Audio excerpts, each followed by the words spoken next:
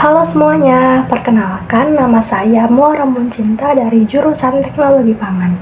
Pada video kali ini, saya akan mereview salah satu metode analisis kimia, yaitu analisis kadar protein metode titrasi formal.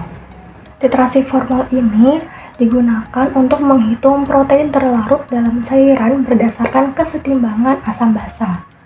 Menurut Estiasih 2012 dalam Listiani tahun 2019, titrasi formal ini digunakan untuk mengukur laju hidrolisis protein oleh enzim. Namun, titrasi formal ini kurang tepat untuk menentukan kadar protein dan lebih tepat digunakan untuk menunjukkan proses hidrolisis protein. Meskipun begitu, titrasi formal ini sudah banyak digunakan untuk menetapkan kadar protein pada produk susu, tempe, tepung jagung, dan lain-lain. Adapun prinsip dari titrasi formal ini adalah larutan protein dinetralkan dengan basa, yaitu NaOH, lalu ditambahkan formalin yang akan membentuk dimetilol. Dengan terbentuknya dimetilol, maka ini membuktikan bahwa gugus amino dalam protein sudah terikat dan tidak akan mempengaruhi reaksi asam dengan basa yang terjadi, sehingga akhir titrasi dapat ditentukan dengan tepat.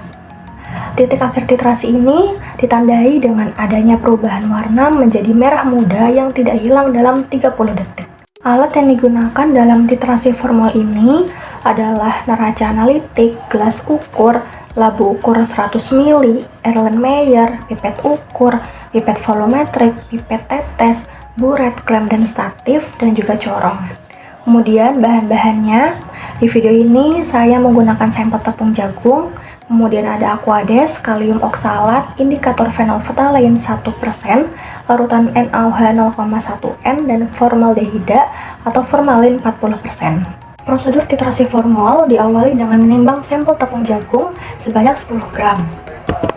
Kemudian sampel dimasukkan ke dalam labu ukur 100 ml dan dilarutkan dengan aquades hingga mencapai tanda batas. Selanjutnya, larutan sampel dipipet 10 ml ke dalam Erlenmeyer, lalu ditambahkan 20 ml aquades. Kemudian ditambahkan 0,4 ml kalium oksalat, dikocok sebentar, lalu didiamkan selama 2 menit.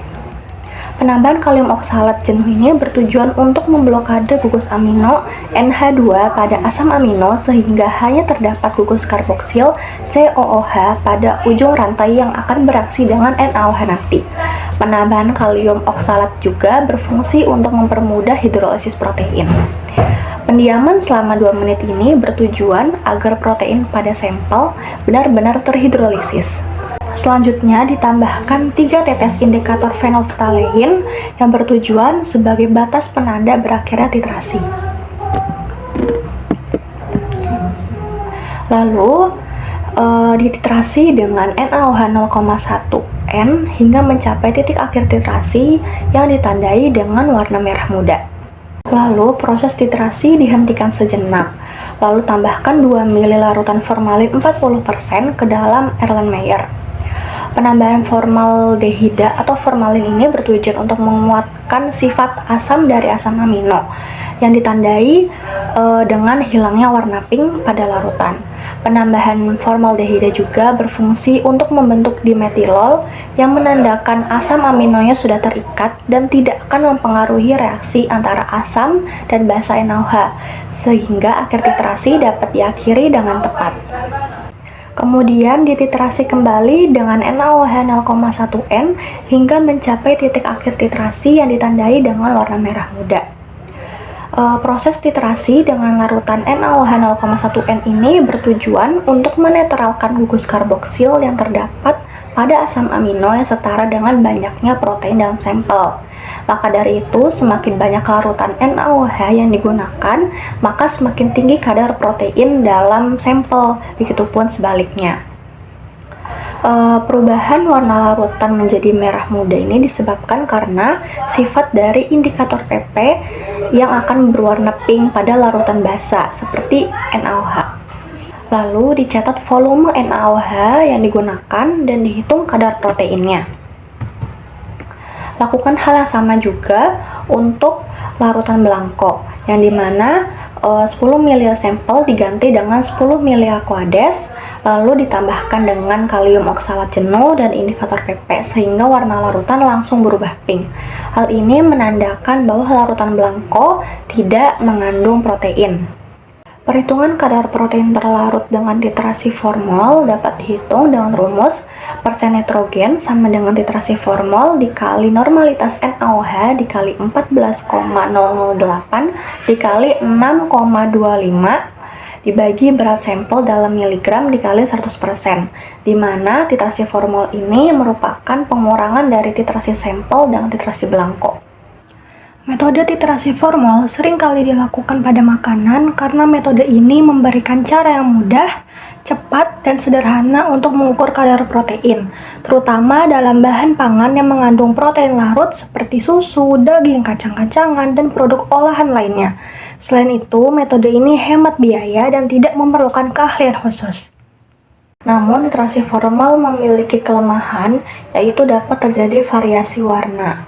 Berdasarkan hasil penelitian Widodo et al. 2022 dalam pengukuran protein susu segar dengan metode titrasi formol, hasil perhitungan nilai presisinya memperoleh nilai yang bervariasi, sehingga dapat disimpulkan bahwa metode titrasi formol itu kurang baik dalam mengukur kadar protein susu.